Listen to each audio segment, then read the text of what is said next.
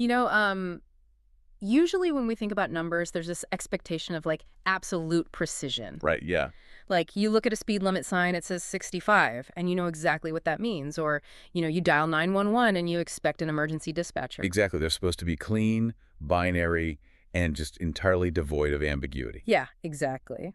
But then you take three random digits, put them together in this one specific sequence, and suddenly all that mathematical precision just evaporates. It just vanishes. Right. They stop being a number and become this globally recognized, heavily loaded cultural virus. I mean, we're talking about 420. Oh, yeah. The ultimate cultural virus. And today, for this deep dive, we're tracing exactly how an inside joke among 5 teenagers in 1971 somehow hijacked the English language. It really is a perfect case study in nomadics, honestly. Right. Because we tend to assume that massive cultural shifts or like these enduring symbols are dictated from the top down. Yeah, Like, from marketing agencies or something. yeah, exactly. Marketing agencies or massive media conglomerates or government decrees. But the source material we have today, it proves the exact opposite. We're looking at an excerpt from Nug Notes, right, titled The Waldos and the Global Genesis of 420. Yes. And what it shows is that sometimes the most resilient linguistic viruses bubble up from the absolute bottom of the social hierarchy. Okay, let's unpack this, because the material we read detailing this genesis, it paints a picture of an origin that is almost laughably mundane. It really is. Our mission today is to figure out the anatomy of this thing. How does an inside joke bypass traditional media to become a global holiday, an activism rally, and eventually state law? So, take us back to 1971. Right. So we are at San Rafael High School in California. Okay. And there's this group of 5 students, Steve, Dave, Jeff, Mark, and Larry, and they call themselves the Waldos. The Waldens, got it. Yeah. And their entire contribution to global culture starts with a local rumor. Okay. Basically, they heard about an abandoned cannabis crop out near the Point Reyes Peninsula. Wait, like a literal abandoned field of weed. Yeah, exactly. The premise was that this local grower, who was in the Coast Guard, he could no longer tend to his patch. Oh, wow. So it was just sitting out there in the California fog, basically waiting for whoever had the map to come and claim it. See, reading that immediately made me think of The Goonies. Oh, totally. It's a classic teenage treasure hunt. But, you know, instead of looking for pirate gold, they are hunting for free weed. Exactly. So they need a plan, right? They decide to meet up after school to launch this whole expedition, and they pick a very specific time and place. Right. 4:28 p.m. by the campus statue of Louis Pasteur. Louis Pasteur, of course. Yeah. So they start whispering about it in the hallways between classes, using this quick code to confirm the plan, 420 Louis. But they drop the Louis part pretty fast, right? Yeah, dropping the Louis pretty quickly, naturally, because, well, brevity is the soul of slang. Right, makes sense. But the most crucial detail of this entire historical event is the outcome. I mean, they met at 4:20. They drove out to Point Reyes. They scoured the peninsula, and they found absolutely nothing. Really? Nothing at all? Nothing. The great treasure hunt was a complete and total failure. Okay, wait, I'm stuck on this part. Yeah. If they never found the weed, the joke should have died that weekend. You'd think so, yeah. I mean, think about your own friend groups, right? People invent dumb codes and inside jokes all the time, and you usually forget them by Monday. Oh, absolutely. So why on earth did they keep using this specific sequence of numbers after the mission itself was a total bust? Well, what's fascinating here is the underlying psychology of adolescence. Specifically, the need for encrypted communication. Encrypted communication. Like spies. Kind of. You have to put yourself back in the mindset of a high schooler in the 1970s. You have zero privacy. Right, no smartphones. No smartphones, no private text threads. You are constantly monitored by authority figures. Parents at home, teachers in the classroom, principals in the hallway. You're just physically surrounded by people who have total control over your life. Precisely that. Yeah. So language was the only encrypted channel they had available to them. Oh, I see. The code stopped being about the mythical cannabis crop they never found. It became a tool of agency. A tool of agency. That's a great way to put it. Yeah, 420 stuck because it provided a linguistic invisibility cloak. They could discuss something entirely illicit in broad daylight. That is so clever. Right. A Waldo could lean over in the middle of a quiet chemistry class, say 420 to his friend, and the teacher would be completely oblivious. It provides this incredible subversive thrill. You are pulling one over on the adult world right to their faces. Exactly. It's a universal pronoun for rebellion. But, I mean, a spoken code is incredibly fragile. It is. Even with that immense utility, an inside joke at San Rafael High School should theoretically stay trapped within the walls of San Rafael High School. You would think. Because, people graduate, they move away, they get jobs, the slang dies. Right. So for this linguistic virus to survive, it needed a massive transmission vector to get it out of the Bay Area. It needed a host organism with a massive travel radius. And the Waldos happened to stumble into one of the most prolific cultural networks of the 20th century. Oh, this is the Grateful Dead connection. Yes. One of the Waldos, Dave, had an older brother who managed a couple of rock bands and eventually became good friends with Phil Lesh. The bassist for the Grateful Dead. Exactly. Which is just a staggering stroke of historical luck. It's the equivalent of, your older brother being roommates with Mark Zuckerberg in 2004. That's a perfect analogy. It gave them unparalleled access. Through Dave's brother, the Waldos start hanging out backstage at Grateful Dead shows. Oh, man. Yes, smoking and using their trusty high school encryption code. By the mid-1970s, the term 420 is bouncing around the roadies, the band members, and the heavily dedicated fans. The Deadheads. The Deadheads, exactly. It's funny. Think about the memes you share on your phone today. If you want something to go viral, you just drop it on an algorithmic feed, and it hits millions of screens in an hour. Yeah, instantly. But in the 1970s, there is no digital algorithm. I love looking at the Grateful Dead touring ecosystem as an analog algorithm. Oh, I like that. They were the original sneaker net. You have this massive nomadic city of fans that literally follows the band from California to Colorado to New York to Ohio. Following them everywhere. And as they physically move across the country, they're carrying this slang in their pockets, dropping it in parking lots from coast to coast. But didn't the slang lose its original meaning once it hit the road? Well, if we connect this to the bigger picture of how countercultures operate, the Grateful Dead parking lot wasn't just a concert tailgating scene. What was it? It was a highly insular society, and insular societies require rapid trust-building tools. Right, because of the risks. Exactly. When you are part of a marginalized subculture, particularly one participating in federally illegal activity, Yeah. you need a way to quickly gauge if the stranger next to you is safe. Like a shibboleth, a linguistic password. That's exactly the function it served. A deadhead in Ohio obviously has no idea who the Waldos are. No, of course not. They don't know where Point Reyes is, and they certainly don't care about a Louis Pasteur statue. The original context is entirely stripped away. But the function remains. Yes, the function of the word is retained perfectly. Right.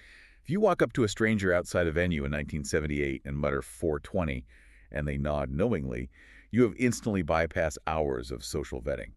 Wow. You both know you belong to the same tribe. Right.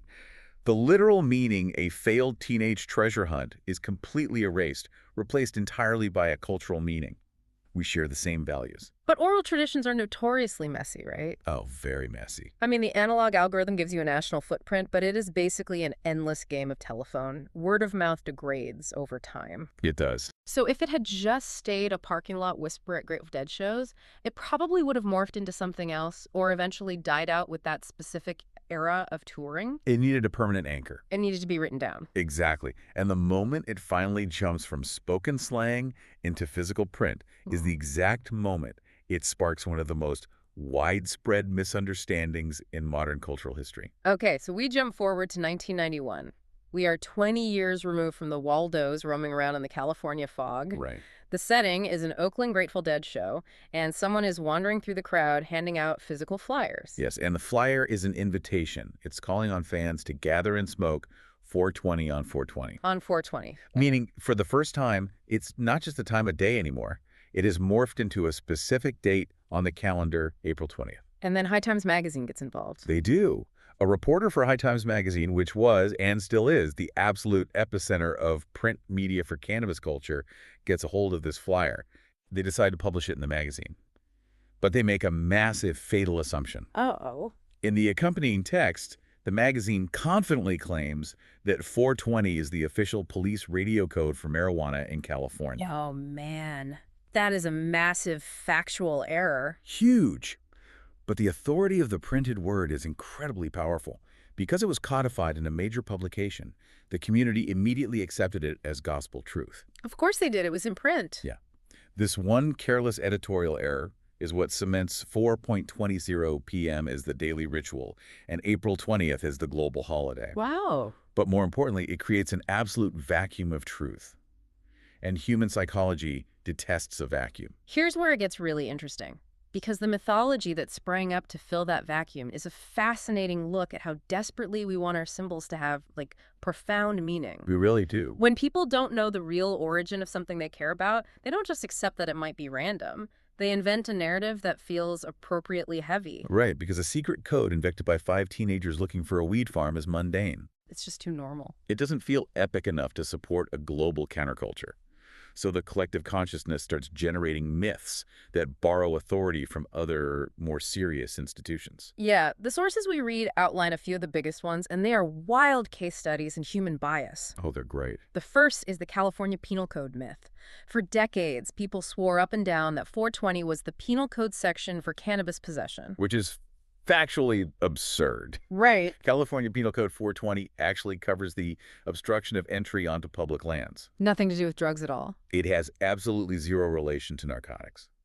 But a penal code sounds authoritative. It sounds dangerous.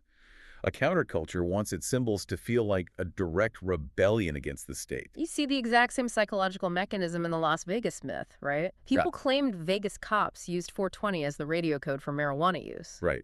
And in reality, Las Vegas Police Code 420 refers to a homicide. A homicide. Yes. But again, it borrows the aesthetic of law enforcement to make the slang feel grittier and more legitimate. Then you have the myths that lean into the search for hidden genius, like the Bob Dylan math conspiracy. Oh, this one is my favorite. People realize that if you take the title of Bob Dylan's song Rainy Day Women, hashtag 12 and 35, and you multiply 12 by 35, you get 420. That's just wild. Right. And because the chorus of that song is Everybody Must Get Stoned, people assumed Dylan was planting secret mathematical codes for the culture back in 1966. An incredible mathematical coincidence, but nothing more. Dylan wasn't engineering a temporal cipher. No, definitely not. Yet people will cling to coincidences like that because it elevates their culture to high art. It says, look, the greatest songwriter of our generation built this code. And then there is the darkest myth, which is just the ultimate internet-era conspiracy that the date was chosen because April 20th is Adolf Hitler's birthday. Which is true regarding his birthday, but entirely disconnected from the origin of the slang. Obviously. But you can see the pattern, right? Whether it's police codes, musical geniuses, or historical dictators, all of these myths serve the same purpose. They inject gravity. Yes. They inject a false sense of gravity into a symbol that was actually born from a deeply unserious high school joke. But what I love about this narrative is that the truth actually fought back. It did. It's so rare that the actual everyday creators of an urban legend get to successfully fact-check the media. Usually, the myth just swallows the truth whole. Right, because urban legends usually survive because the origins are untraceable. But the Waldos, who were fully grown adults by the late 1990s, realized their intellectual property had been stolen by this global myth machine. And they wanted it back. They did. And they had a weapon that most originators don't have. They had an archive. The receipts. So in 1998, they essentially show up at the offices of High Times magazine, not just with an oral history, but with a paper trail. A literal paper trail. They brought postmarked, handwritten letters from the early 1970s where they casually used the term 420 in their correspondence. Yep. They brought the actual hand-drawn maps of the Point Reyes Peninsula from their failed treasure hunt. They even produced their 1971 high school yearbook, which contained a subtle, printed reference to the code. They forced the issue through sheer, undeniable documentation. The evidence was so comprehensive that High Times really had no alternative but to retract the police code myth. Wow, they actually retracted it. They did. They published a formal article explicitly crediting the Waldos as the undisputed inventors of the term. That is amazing. So once the true story is codified and the myths are somewhat put to bed, the symbol seems to undergo its final evolution. It does. It steps out of the magazines, out of the private whispers, and physically manifests in the real world. This is the critical transition from subculture to mass culture. Yeah. By the 2000s, April 20th stops being a decentralized, underground nod between individuals. Right. It becomes a deeply organized, massive physical gathering. You start seeing tens of thousands of people taking over public parks. Yeah, we're talking about massive events at Denver's Civic Center, Hippie Hill in San Francisco, and eventually it crosses the Atlantic and fills up Hyde Park in London. It morphed into a multifaceted global event. It was part cultural holiday, part political activism rally pushing for drug policy reform, and part massive commercial retail moment. Just a huge industry. Exactly. It was hiding in the shadows anymore. It was demanding public space. And that demand for space leads us to the absolute climax of this story. The ultimate twist in the narrative happens in the halls of government. Oh, this is the best part. In 2003, the state of California passes landmark legislation that codifies and expands their medical cannabis framework. Right. And the state legislature deliberately assigns this new law a very specific designation. They name it Senate Bill 420. It is the ultimate governmental co-optation of a cultural symbol, the state taking ownership of the meme. So what does this all mean? I really want to press on the irony here. Yeah, go ahead. You started this deep dive by pointing out that 420 was created as a linguistic invisibility cloak. It was engineered by teenagers for the explicit purpose of hiding from authority figures, hiding from the state, hiding from the law. Exactly. 32 years later, the state literally takes that exact secret code, prints it on official government letterhead, and uses it to write the law regulating the very thing the kids were hiding. This raises an important question about the life cycle of rebellion. Like, what happens when a counterculture actually wins the culture war? That's a great question. The entire journey of 420 is a roadmap of societal assimilation. When a group is marginalized, they desperately need secret codes to survive. The encryption keeps them safe. Because the consequences were so high. Exactly. But as the mainstream culture gradually accepts them, the necessity of the code vanishes. It stops being a protective shield and transforms into a victory banner. Ah, I see. The secret password becomes a neon sign. Exactly. When the California State Senate names a Bill 420, it signals the death of the counterculture, in a way. The war is over. The war is over. Yeah. The symbol has been thoroughly sanitized and absorbed into the establishment. The fact that a politician can use it on a legal document without fear of scandal means it has lost its danger entirely. It has become just another word in the dictionary. It is truly wild to step back and look at the sheer improbability of this chain reaction. For you listening, think about the butterfly effect required for this to happen. It's mind-boggling. In 1971, 5 kids failed to find a patch of weeds in a field. Because of that specific failure, they lean into a weird piece of slang to feel a little bit of power in their high school hallways. Yep. Because one of their older brothers happens to know a bassist, that slang hitches a ride on a nomadic rock tour and infects the country. Right.